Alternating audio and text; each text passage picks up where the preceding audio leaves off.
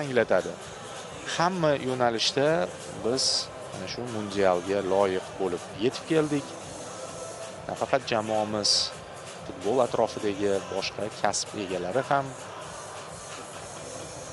imkoniyatlari bemalol okean ortiga borib, ishlab, to'liq yoritib kelishga yetarli bo'lgani uchun, shunaqa kunlar kelgani uchun biz jahon chempionatiga chiqqan edik.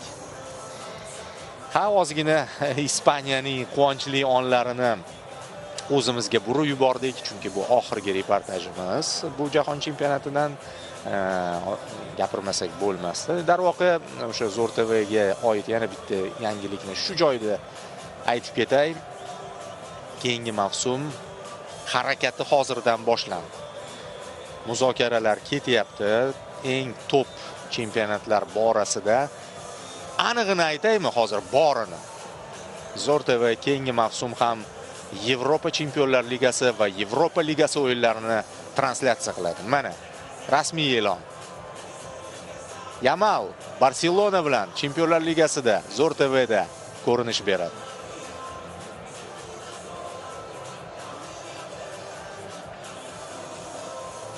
Mana ular uchrashdi. 19 yil oldin shu chaqaloq ko'rinishida Yamalning qo'llarida